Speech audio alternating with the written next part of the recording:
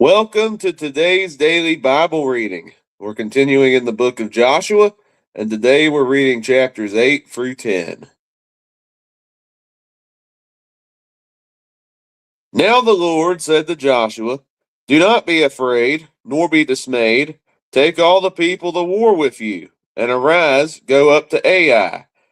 See, I have given into your hand the king of Ai, his people, his city, and his land. And you shall do to Ai and its king as you did to Jericho and its king. Only in spoil and its cattle you shall take as booty for yourselves. Lay an ambush for the city behind it." So Joshua arose and all the people of war to go up against Ai.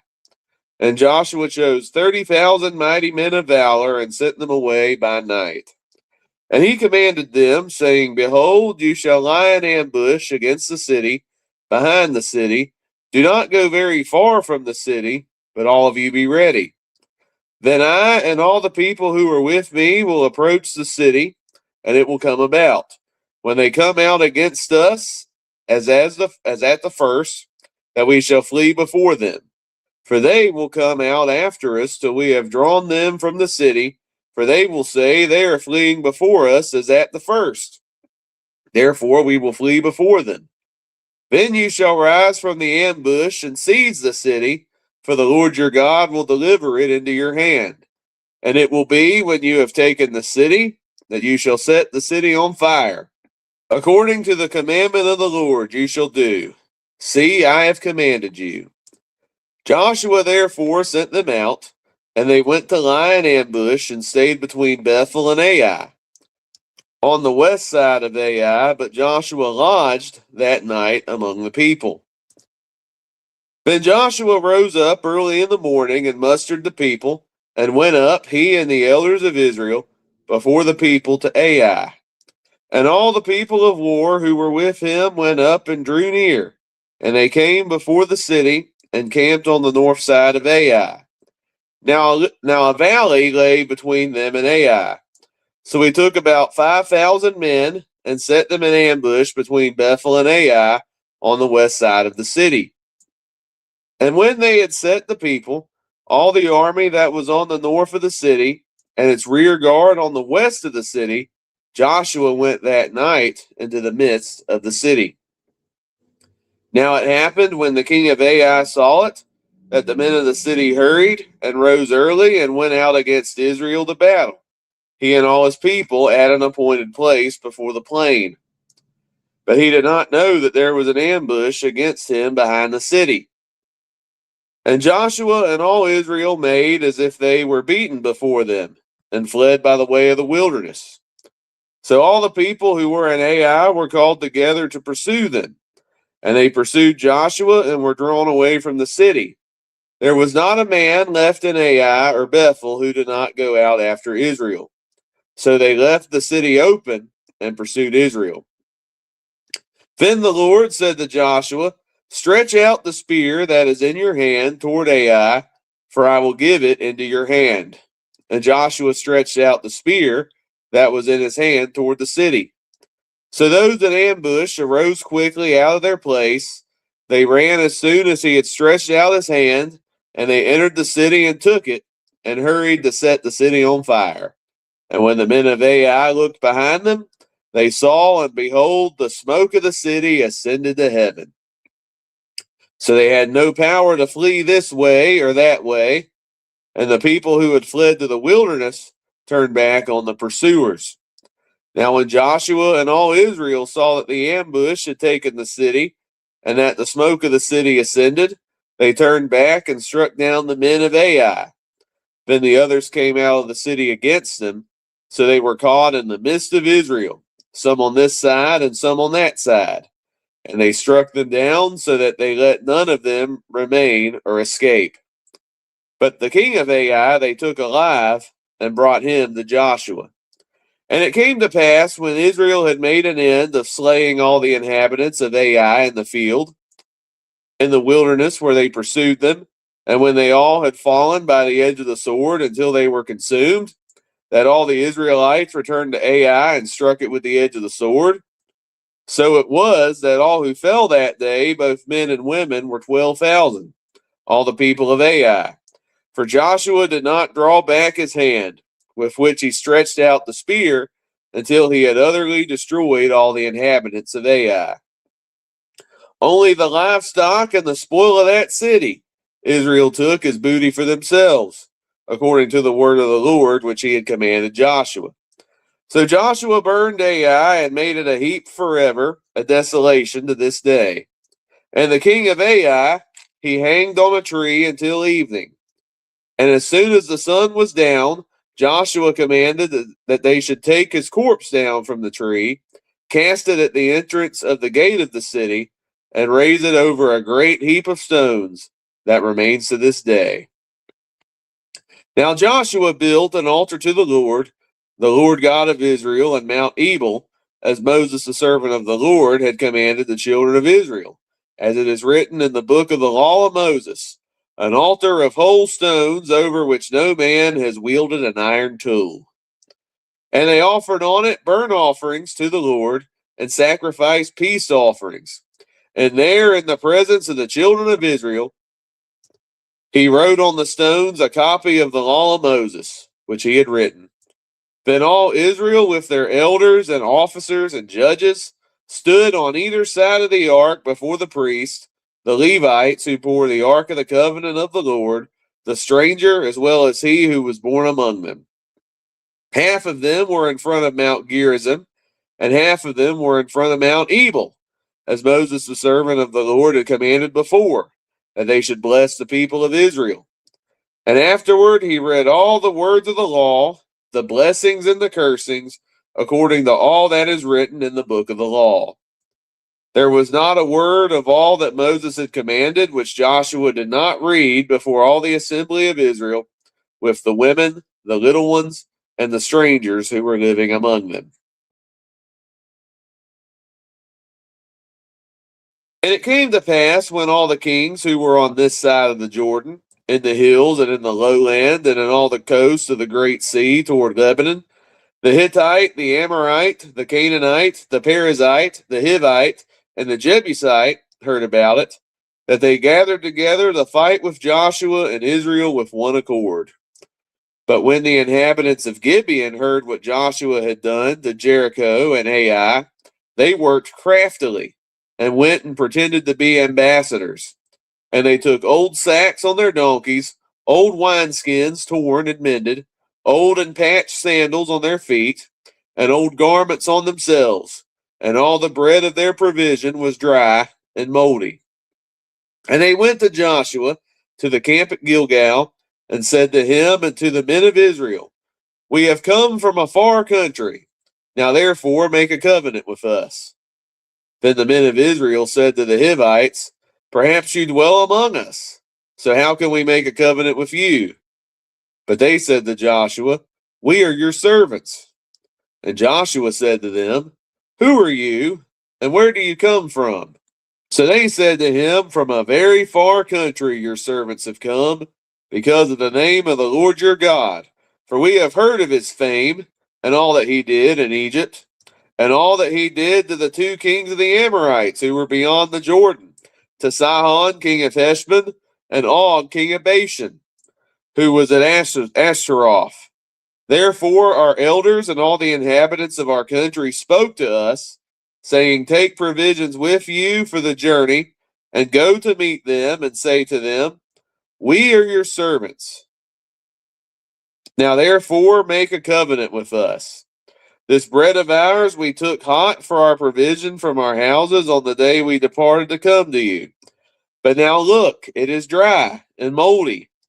And these wineskins which we filled were new. And see, they are torn. And these our garments and our sandals have become old because of the very long journey. Then the rest of Israel took some of their provisions, but they did not ask counsel of the Lord. So Joshua made peace with them, and made a covenant with them to let them live, and the rulers of the congregation swore to them. And it happened at the end of 3 days, after they had made a covenant with them, that they heard that they were their neighbors who dwelt near them. Then the children of Israel journeyed and came to their cities on the 3rd day. Now their cities were Gibeon, Shephirah, Beeroth, and Kirjath-jearim. But the children of Israel did not attack them, because the rulers of the congregation had sworn to them by the Lord God of Israel. And all the congregation complained against the rulers. Then all the rulers said to all the congregation, "We have sworn to them by the Lord God of Israel. Now therefore we may not touch them. This we will do to them. We will let them live, lest wrath be upon us because of the oath which we swore to them." And the rulers said to them, "Let them live, but let them be woodcutters and water carriers for all the congregation, as the rulers had promised them." Then Joshua called for them, and he spoke to them, saying, "Why have you deceived us, saying, 'We are very far from you when you dwell near us'? Now therefore you are cursed, and none of you shall be freed from being slaves, woodcutters and water carriers for the house of my God." So they answered Joshua and said, "Because your servants were clearly told that the Lord your God commanded his servant Moses to give you all the land, and to destroy all the inhabitants of the land from before you, because we were very much afraid for our lives because of you, and have done this thing. And now here we are in your hands. Do with us as it seems good and right to do to us." So he did to them, and delivered them out of the hand of the children of Israel, so that they did not kill them. And that day Joshua made them woodcutters and water carriers for the congregation and for the altar of the Lord, in the place which he would choose, even to this day. Now it came to pass, when Adoni-Zedek, king of Jerusalem, heard how Joshua had taken Ai and had utterly destroyed it, as he had done to Jericho and its king, so he had done to Ai and its king, and how the inhabitants of Gibeon had made peace with Israel and were among them, that they feared greatly, because Gibeon was a great city, like one of the royal cities, and because it was greater than Ai, and all its men were mighty. Therefore Adoni-Zedek, king of Jerusalem, sent to Hoham, king of Hebron, Piram, king of Jarmuth, Japhiah, king of Lachish, and Debir, king of Eglon, saying, "Come up to me and help me, that we may attack Gibeon, for it has made peace with Joshua and with the children of Israel." Therefore the 5 kings of the Amorites, the king of Jerusalem, the king of Hebron, the king of Jarmuth, the king of Lachish, and the king of Eglon gathered together and went up, they and all their armies, and camped before Gibeon and made war against it. And the men of Gibeon sent to Joshua at the camp of Gilgal, saying, "Do not forsake your servants. Come up to us quickly. Save us and help us. For all the kings of the Amorites who dwell on the mountains have gathered together against us." So Joshua ascended from Gilgal, he and all the people of war with him, and all the mighty men of valor. And the Lord said to Joshua, "Do not fear them, for I have delivered them into your hand. Not a man of them shall stand before you." Joshua therefore came upon them suddenly, having marched all night from Gilgal. So the Lord routed them before Israel, killed them with a great slaughter at Gibeon, chased them along the road that goes to Beth Horon, and struck them down as far as Achizah and Makkedah. And it happened, as they fled before Israel and were on the descent of Beth Horon, that the Lord cast down large hailstones from heaven on them as far as Azekah, and they died. There were more who died from the hailstones than the children of Israel killed with the sword. Then Joshua spoke to the Lord in the day when the Lord delivered up the Amorites before the children of Israel, and he said in the sight of Israel, "Sun, stand still over Gibeon, and moon in the valley of Aijalon." So the sun stood still, and the moon stopped, till the people had revenge upon their enemies. Is this not written in the book of Jasher? So the sun stood still in the midst of heaven, and did not hasten to go down for about a whole day. And there has been no day like that, before it or after it, that the Lord heeded the voice of a man, for the Lord fought for Israel. Then Joshua remained, and all Israel with him, to the camp at Gilgal. But these 5 kings had fled and hidden themselves in a cave at Makkedah. And it was told Joshua, saying, The 5 kings have been found hidden in the cave at Makkedah. So Joshua said, Roll large stones against the mouth of the cave, and set men by it to guard them. And do not stay there yourselves, but pursue your enemies, and attack their rear guard. Do not allow them to enter their cities, for the Lord your God has delivered them into your hand. Then it happened, while Joshua and the children of Israel made an end of slaying them with a very great slaughter, till they had finished, that those who escaped entered fortified cities. And all the people returned to the camp to Joshua at Makkedah in peace.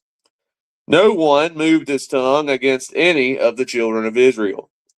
Then Joshua said, Open the mouth of the cave, and bring out those 5 kings to me from the cave.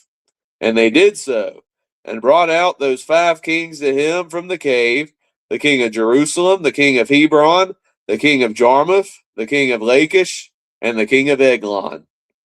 So it was, when they brought out those kings to Joshua, that Joshua called for all the men of Israel, and said to the captains of the men of war who went with him, Come near, put your feet on the necks of these kings. And they drew near and put their feet on their necks. Then Joshua said to them, Do not be afraid, nor be dismayed.